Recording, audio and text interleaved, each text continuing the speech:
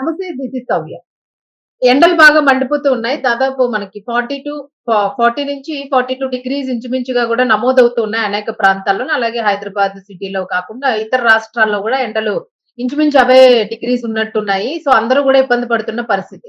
ఇంత తీవ్ర స్థాయిలోన central ministers కొంతమంది చేసిన వ్యాఖ్యలు చాలా హాస్యాస్పదంగా అనిపిస్తూ ఉన్నాయి. సో, ఇలాంటి వ్యాఖ్యలు చేసినప్పుడు నిజంగానే పరువు పోతుంది అని దృష్టిలో పెట్టుకుంటే బావుంటుంది అని చాలా మంది కామెంట్ చేస్తూ ఉన్నారు. దీనికి సంబంధించి అసలు నిజంగానే ఉల్లిపాయలు పెట్టుకుంటే ఉష్ణోగ్రతల్ని మనం కంట్రోల్ చేయొచ్చా?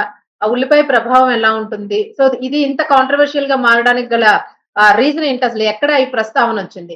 సో, ఇవన్నీ కూడా డీటెయిల్‌గా మాట్లాడదాం. మనతో పాటు సీనియర్ జర్నలిస్ట్ దాము బాలాజీ గారు. నమస్తే సార్.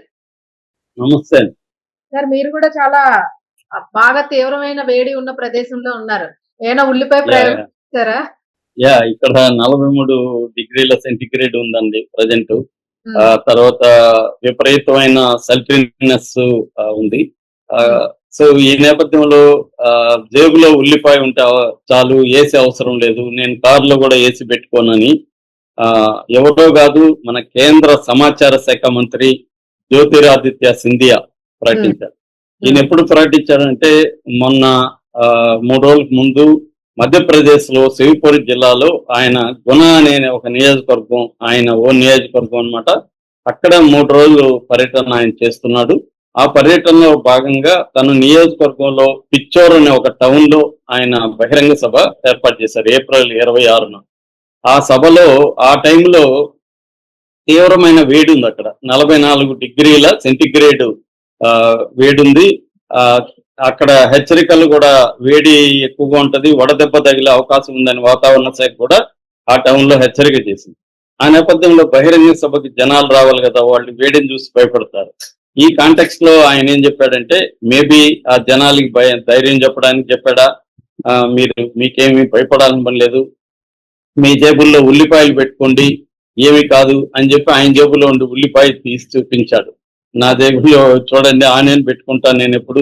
అసలు ఏసీ ఏసుకోను నేను. ఇంట్లో ఏసుకోను, కార్‌లో గూడా ఏసుకోను. ఉల్లిపాయ ఉంటే చాలు, కూల్‌గా ఉంటది. ఉల్లిపాయ హీట్‌ని స్టింక్ చేస్తది, లాగేస్తది. తర్వాత ఉల్లిపాయ వాసన నేచురల్ షీల్డ్‌గా పనిచేస్తుంది ఎండ నుంచి అనేది ఆయన చెప్పాడు. ఇది ఇప్పుడు మొత్తం దేశవ్యాప్తంగా సంచలనంగా మారింది. అసలు ఇది నిజమేనా ఇది అనేది ఇప్పుడు అందరూ చర్చిస్తున్నారనమాట. అంటే ఆహ్, ఆహ్, మొత్తం మీడియా అంతా కూడా డాక్టర్లను అడుగుతుంది, ఎక్స్‌పర్ట్‌లను అడుగుతుంది. పైగా ఆయన ఆయుర్వేదంలో ఇది ఉందని చెప్పాడు. అందుకని హ్మ్. ఆయుర్వేదం, యునాని, హోమియోపతి ఇట్లాంటి ఆల్టర్‌నేటివ్ మెడికల్ సిస్టమ్స్‌లో ఎక్స్‌పర్ట్‌లుగా ఉంటున్న డాక్టర్లను కూడా మీడియా, ఎన్‌డీటీవీ గాని, లేకపోతే బీబీసీ అవును. వీళ్ళందరూ వెళ్లి కన్సల్ట్ అయ్యారు. అసలు నిజమేనా? డాక్టర్లు చెప్తున్నది ఏంటంటే, ఫర్ ఎగ్జాంపుల్ యునానీలో ఆహ్, ఉల్లిపాయను బాగా వాడతారు. దేనికి వాడతారంటే ఎక్కువగా వే ఆహ్, దగ్గు, జలుబు అంటే చలి, తేమ ని కలిగించే జబ్బులొచ్చినప్పుడు దానికి ఉల్లిపాయ వాడడం అనేది యునానీలో ఉంది. అట్లాగే ఆయుర్వేదంలో కూడా ఉంది. మనకి ఉల్లి చేసే మేలు తల్లి కూడా చేయదనే ఒక సామెత కూడా ఉంది. అవును. కానీ ఈ ఉల్లిని చేతిలో పట్టుకోవడం ద్వారా, లేకపోతే జోబిలో పెట్టుకోవడం ద్వారా వేడి తగ్గుతుందనేది ఏ శాస్త్రము చెప్పట్లేదు. ఆయుర్వేదంలో కూడా లేదు. కొన్నిట్లో మాత్రం కొన్ని వైద్య విధానాల్లో ఉల్లిపాయను వాడతారు. ఎందుకంటే ఉల్లిపాయలో యాంటీ ఆక్సిడెంట్ కాంపౌండ్ ఒకటి ఉంటది. హ్మ్. వెర్సెటిన్ దాని పేరు. ఇది హీట్ రిలేటెడ్ ఇల్నెస్ ని క్యూర్ చేస్తుంది. అయితే జోబులో పెట్టుకోవడం ద్వారా కాదు, తినడం ద్వారా అది ఆ హీట్ రిలేటెడ్ ఇల్నెస్ ని అది ఈ యాంటీ ఆక్సిడెంట్ చేస్తుందన్నమాట. హ్మ్. సో అందువల్ల దాన్ని ఉల్లిపాయని మనం తినడం ద్వారా మనకి రోగనిరోధక శక్తి పెరగడం ఇలాంటివి ఉంటాయి తప్ప, వేడిని అది అబ్జర్వ్ చేసేసి దాంట్లో వచ్చే స్మెల్ షీల్డ్ లాగా వేడి నుంచి మనిషిని రక్షిస్తుంది అని ఈయన చెప్పడంలో ఎటువంటి సైంటిఫిక్ ఎవిడెన్స్ అనేది ఎక్కడా లేదు. అదొక మూఢనమ్మకం యాక్చువల్ గా. అయితే ఇప్పుడు ఎందుకు డేంజర్ అంటే, సాక్షాత్తు ఒక కేంద్ర మంత్రి ఇలా చెప్తుంటే హ్మ్. ప్రజలు దీన్ని ఇన్ఫ్లుయెన్స్ అయ్యే అవకాశం ఉంది. ఎందుకంటే ఇప్పుడు మనకి నార్త్ ఇండియాలో ఉత్తరప్రదేశ్, మధ్యప్రదేశ్, ఛత్తీస్గఢ్, మహారాష్ట్ర, ఒడిస్సా ఈ సిటీస్ లో Hmm. 46-47 సెంటిగ్రేడ్ ఉష్ణోగ్రతలు నమోదవుతున్నాయి. అసాధారణంగా ఉన్నాయి ఈ సీజన్ లో. అంటే మామూలుగా ఉండాల్సిన దానికంటే ఎక్కువ ఉన్నాయి. హీట్ వేవ్స్ ఎక్కువ ఉన్నాయి. హీట్ వేవ్ అంటే 5 రోజుల పాటు అసాధారణ ఉష్ణోగ్రతలు రెగ్యులర్ గా ఉంటే దాన్ని హీట్ వేవ్ గా పరిగణిస్తారనమాట. అలాంటి ఒక హీట్ వేవ్స్ ఇక్కడ ఉన్నప్పుడు ప్రజలు ఎలాంటి జాగ్రత్తలు తీసుకోవాలి? వీలైనంత వరకు ఎండలో తిరగకూడదు. అట్లాగే డీహైడ్రేషన్ రాకుండా చూసుకొని వాటర్ ఎక్కువ తాగాలి, మజ్జిగ ఇలాంటివి తాగాలి. ఎప్పుడైనా డీహైడ్రేషన్ వచ్చేసి వడదెబ్బ తగులుతుంటే మంచినీళ్ళతో తుడుచుకోవాలి. ఇమీడియట్ గా నీడలోకి వెళ్ళాలి. అట్లాగే ఇమీడియట్ గా దగ్గరున్న హాస్పిటల్కి వెళ్ళాలి. ఇది మామూలుగా చేయాల్సిన పని. అంటే హీట్ని తట్టుకోవాలంటే ద్రవాలను ఎక్కువగా తీసుకోవాలి. ముఖ్యంగా మంచినీరు తాగాలి. డీహైడ్రేషన్ తెచ్చుకోవద్దు. ఈ వడదెబ్బ లక్షణాలు ఏంటి? అలసట వస్తుంది, తలనొప్పి వస్తుంది, తర్వాత వాంతులు అవుతాయి, ఈ కాఫ్ స్టార్ట్ అవుతుంది, కళ్ళు విపరీతంగా తిరుగుతాయి. ఈ లక్షణాలు కానీ ఉంటే మనకి వడదెబ్బ అని తెలుసుకోవాలి. మనం దాహం వేసే వరకు కూడా వెయిట్ చేయకుండా నీళ్లు తాగుతూనే ఉండాలి. నీళ్లు కానీ, కొబ్బరి నీళ్ళు కానీ, ఇలాంటి మజ్జిగ కానీ ఇలాంటివి.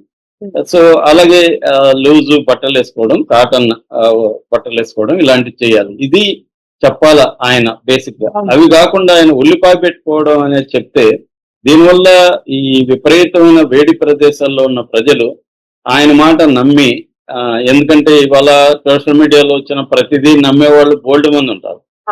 జోకులు కూడా ఉన్నాయి కదా. ఆ మధ్య ఒక డాక్టర్ దగ్గరికి పోతే, నేను పశువుల డాక్టర్ ఏంటో బెటరు, ఈ పశువులు అయితే గూగుల్లో వెతకవు కదా, మనుషులు గూగుల్లో వెతికి వాళ్ళే మా దగ్గరికి వచ్చి, సార్ ఈ మందు కాదంట కదా సార్, దీనికి ఆ మందు కదంట అని మాకు చెప్తున్నారు.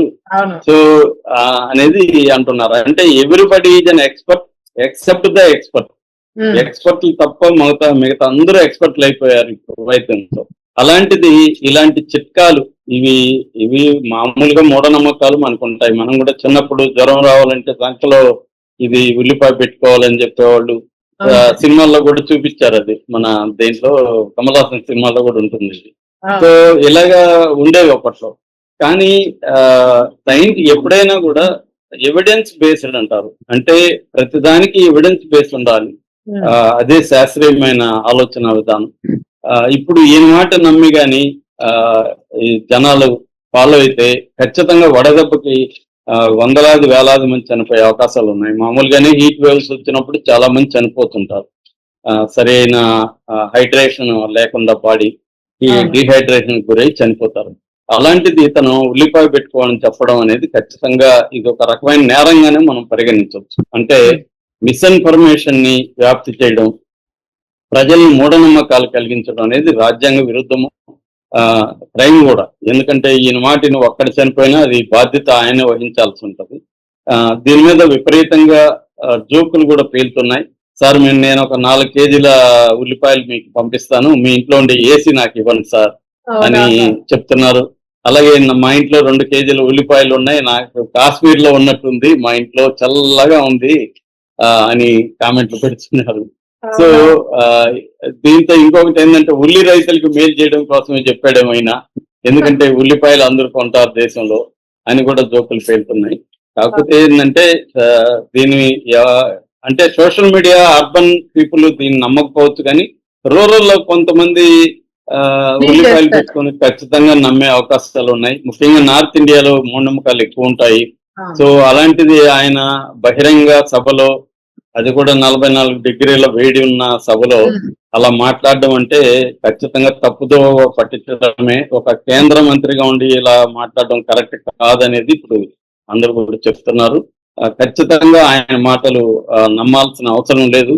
వేడికి డాక్టర్లు చెప్తున్నట్టు, ఇందాక నేను చెప్పినట్టు వాటర్ ఎక్కువ తీసుకోవడం, తగిన జాగ్రత్తలు ఫాలో కావడం, ఇవి చేయాలి తప్ప ఉల్లిపాయలు పెట్టుకొని తిరిగితే మాత్రం, ఒకవేళ ఉల్లిపాయలు పెట్టుకోవాలంటే పెట్టుకోండి, కానీ దాని మీద డిపెండ్ అవ్వకుండా మిగతా డాక్టర్లు చెప్తున్నవి ఫాలో అయ్యి ఎండల్ని ఎలా తట్టుకోవాలో ప్లాన్ చేసుకొని చేయాలి తప్ప ఉల్లిపాయ మీద నమ్మకం తిరిగితే మాత్రం ప్రాణాలే పోయే అవకాశాలు ఉన్నాయి.